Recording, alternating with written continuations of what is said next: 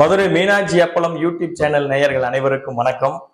வித்தியாசமான சமையல்கள் வரிசையில இன்னைக்கு ஒரு வித்தியாசமான சமையல் பண்ண போறோம். ரொம்ப வித்தியாசம் இல்லை, வழக்கமா செய்யறது தான். ஆனா அது சீசன்ல பண்ற ஒரு விஷயம். எல்லா டைம்ல பண்ண முடியாது.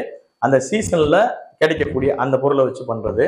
அப்படி என்ன இப்ப சீசன் அப்படின்னா, வெயில் தானே வச்சு வெளுக்குது, இதான சீசன் அப்படின்னு நீங்க சொல்லுவீங்க. அதை தாண்டி இந்த வெயில்ல நம்மளை இதமாக்குறதுக்கு, நம்மளை பதமாக்குறதுக்கு ஒரு அற்புதமான கனி, நம்ம தமிழர்களுடைய முக்கணிகள்ல ஒண்ணு மா பலா வாழைன்னு சொல்லுவாங்கல்ல, அதுல இன்னைக்கு மாங்காய் எல்லா பக்கமும் பூத்து குலுங்குது. இன்னும் கொஞ்ச நாள்ல மாம்பழம் ரெடி ஆயிரும், எல்லாரும் சாப்பிடறதுக்கு ரெடியா இருங்க. இந்த மாங்காயை வச்சு என்ன பண்ணலாம்? மாங்காயை வச்சு என்ன பண்ண முடியாது? நிறைய பண்ணலாம். மாங்காய் ஊறுகாய் பண்ணலாம், மாங்காயில அல்வா பண்றாங்க, மாங்காயில வேற என்னென்னமோ வகையான டிஷ் எல்லாம் இருக்கு. நாம இன்னைக்கு பார்க்க போறது பாரம்பரியமான மாங்காய் பச்சடி. மாங்காய் பச்சடி அப்படின்னா எல்லாரும் வீட்லயும் இருக்கக்கூடிய பெரியவங்க மாங்காய் பச்சடி வைப்பாங்க. ஒவ்வொருத்தர் ஒவ்வொரு ஸ்டைல்ல வைப்பாங்க. ஒரு சிலர் காரமா வைப்பாங்க, ஒரு சிலர் முழுக்க முழுக்க இனிப்பா வைப்பாங்க, ஒரு சிலர் செமியா இருக்கும். இந்த மாதிரி ஒவ்வொரு டைப் இருக்கும். ஒவ்வொருத்தர் வீட்லயும் ஒவ்வொரு விதமான மாங்காய் பச்சடி இருக்கும். நம்ம இன்னைக்கு பார்க்க போற மாங்காய் பச்சடியில ஒரு சில வித்தியாசமான இன்கிரீடியன்ஸ் எல்லாம் சேர்க்க போறோம். இந்த மாங்காய் பச்சடி அப்படிங்கிறது எந்த மாதிரி சமையல் நம்ம பண்ணி வச்சிருந்தாலும், ஒரு சாதமோ வேற எதுவுமோ யாருக்கும் இறங்கலைன்னு வச்சுக்கோங்களேன், இந்த மாங்காய் பச்சடியை கொஞ்சம் லைட்டா அப்படி தொட்டு அப்படி டச் பண்ணிட்டு சாப்பிட்டா கப கப கபன்னு உள்ள போகும். அதுதான் ஒரு பழமொழி கூட சொல்லுவாங்க, மாலா ஊட்டாத சோறை மாங்காய் ஊட்டிரும், மாம்பழம் ஊட்டிரும்னு சொல்லுவாங்க. அந்த மாதிரி மாம்பழத்துக்கு அப்படி ஒரு மகிமை இருக்கு. இன்னைக்கு அந்த மாங்காய் பச்சடி எப்படி பண்ணலாம் அப்படிங்கிறத பார்க்கலாமா? அதுக்கு தேவையான பொருட்கள் என்னென்னு பார்த்துடலாமா? வாங்க.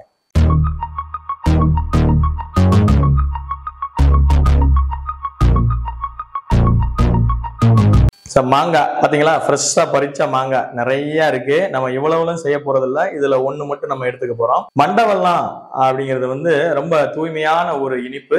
அந்த மண்டவெல்லம் இந்த பச்சடிக்கு ரொம்ப அற்புதமான ஒரு சுவையை கொடுக்கும். அடுத்தது கொஞ்சோன்னு உப்பு, தேவையான அளவு உப்பு. அடுத்து பாத்தீங்கன்னா குழம்பு மிளகாய் பொடி. இப்ப இந்த மாங்காவை நம்ம என்ன செஞ்சிருக்கோம்னா, இந்த மாதிரி சின்ன சின்னதா மாங்காவை நறுக்கி வச்சுக்கோங்க. ஓகே. அடுத்தது மண்டவெல்லம். மண்டவெல்லத்தை இந்த மாதிரி பொடி பண்ணிக்கலாம், அப்போதான் ஈஸியா அதுல கரையும். அதனால இந்த மாதிரி மண்டவெல்லத்தை பொடி பண்ணிக்கிட்டோம். Right, okay. இப்ப தேவையானது எல்லாமே ரெடி பண்ணி வச்சுட்டோம். இப்ப அடுப்பை பத்த வச்சு முதல்ல என்ன செய்ய போறோம் அப்படிங்கிறத பார்த்துடலாம். ரைட்டா? இப்ப அடுப்பை பத்த வச்சிடலாம். ஒரு சின்ன வடை சட்டி டைப்ல வானொலி சட்டி ஒன்று எடுத்து வச்சிருங்க. இப்ப இதுல இந்த மாங்காய் வெட்டி வச்சிருக்கோம் இல்லையா, இந்த மாங்காய் முங்கி வேகிற அளவுக்கு உண்டான தண்ணி மட்டும் இப்போதைக்கு ஊற்றிக்கணும். ரொம்ப ஊற்றக்கூடாது, ரொம்ப தண்ணி ஊற்றக்கூடாது, கொஞ்சமா மாங்காய் முங்கி வேகிற அளவுக்கு உண்டான தண்ணி. ரைட். இப்போ நம்ம ஏற்கனவே சொன்ன மாதிரி அந்த குழம்பு மசாலா பொடி இருக்கு இல்லையா, இந்த குழம்பு மசாலா பொடியை இப்போ நம்ம இதில் போட போகிறோம்.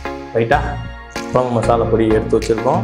இதில் எவ்வளோ போடலாம் அப்படின்னா, ஒரு மாங்காய் தான் அப்படிங்கிறதுனால 1 டீஸ்பூன் அளவு போட்டால் போதும். ஏன் வெறும் தண்ணியில் இந்த மிளகா பொடியை போடுறோம்னா, அப்போ தான் அந்த பச்சை வாசம் போகும் இது கொதிக்கும் போது. அதனால் இவ்வளோதான், இதுக்கு மேலே வேண்டாம். பாருங்கள், பார்த்தீங்களா, நல்லா தண்ணி கொதிக்குதா? நல்லா கொதிக்கட்டும். கொதிச்சு வரும்போது என்ன செய்ய போகிறோம், நம்ம இந்த மாங்காவை வேக வைக்க போகிறோம். இப்போ வாசம்லாம் அந்த பச்சை வாசம், மசாலாவோட பச்சை வாசம்லாம் போயிடும். அந்த மாங்காவை சேர்த்துக்கணும். ரைட்டா?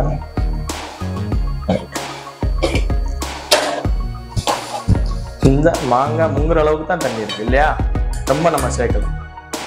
இந்த அளவுக்கு இருந்தால் தான் கெட்டியாக இருக்கும். தண்ணி நிறையா ஊற்றிட்டிங்கன்னா அது தண்ணியாக போயிடும்.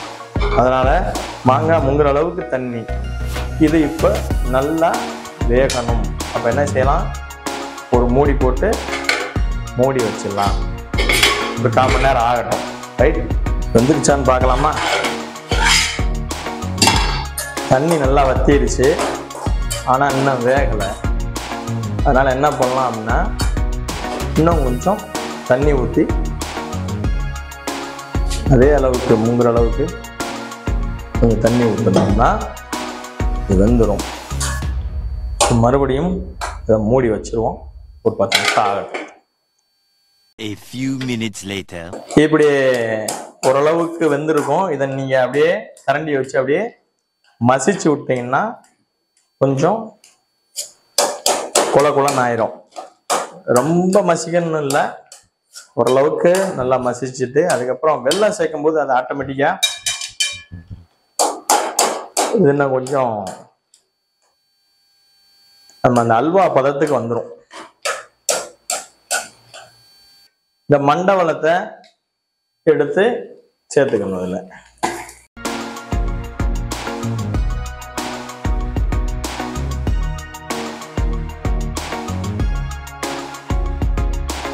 ஒரு மாங்காவுக்கு 1/4 கிலோ வெல்லம் சேர்த்துக்கிட்டீங்க அப்படின்னா அந்த மாங்காயினுடைய புளிப்பு சுவை, வெல்லத்தினுடைய இனிப்பு ரெண்டும் சேர்ந்து அதோட நம்ம மசாலா போட்டுருக்கோம் பார்த்தீங்களா, அதோடைய தனிச்சுவை எல்லாம் சேர்ந்து அப்படியே அகான் இருக்கும். இந்த மாங்காய் பச்சடியை வச்சு தொட்டுக்கிட்டு நம்ம கஞ்சி, அது மட்டும் இல்லாமல் பருப்பு சாதம், தயிர் சாதம் இதெல்லாம் சாப்பிட்டீங்கன்னா சும்மா வேற லெவல்ல இருக்கும். இந்த மாங்காய் வெல்லம் இது ரெண்டும் வந்து புளிப்பு இனிப்பு, இந்த ரெண்டு சுவையும் இன்னும் கொஞ்சம் அதிகமா எடுத்து கொடுக்கறதுக்கு தான் நமக்கு கொஞ்சம் உப்பு, ரொம்பலாம் உப்பு போட்டுறாதீங்க. எப்ப இந்த சக்கரை பொங்கல்ல கூட நம்ம லைட்டா கொஞ்சம் உப்பு சேர்ப்போம். எதுக்காகன்னா அந்த மண்ட வெல்லத்தினுடைய சுவை அதுல சேரணுன்றதுக்காக. அதனால லைட்டா இங்க பாருங்க, இவ்வளவுதான் இவ்வளவு உப்பு எடுத்து போட்டா போதும். கொஞ்சம் லைட்டா போதும், இதுக்கு மேல சேர்த்துறாங்க. இதுவே அந்த மாங்காவையும் அந்த வெல்லத்தினுடைய டேஸ்டையும் நமக்கு அழகா சேர்த்து கொடுக்கும். உங்களுக்கு இனிப்பு அதிகமாக வேணும்னா தாராளமா இன்னும் கொஞ்சம் வெல்லம் சேர்த்துக்கலாம்.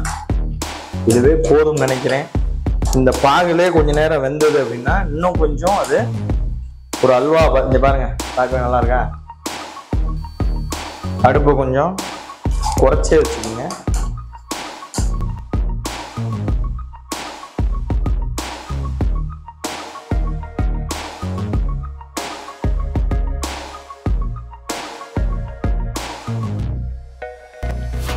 பார்த்தீங்களா, இந்த ஒரு பதம் இன்னும் கொஞ்சம் வெந்துச்சுன்னா இதெல்லாமே மிங்கிள் ஆயிரும்.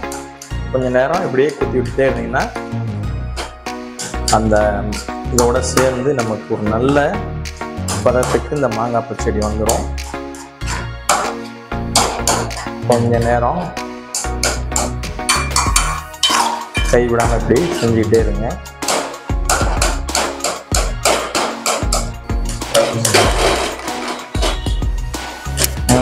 பார்த்தீங்களா, ஃபைனலா நம்மளுக்கு மாங்காய் பச்சடி ரெடி. பார்த்தீங்கன்னா எப்படி இருக்கு, செம்மையா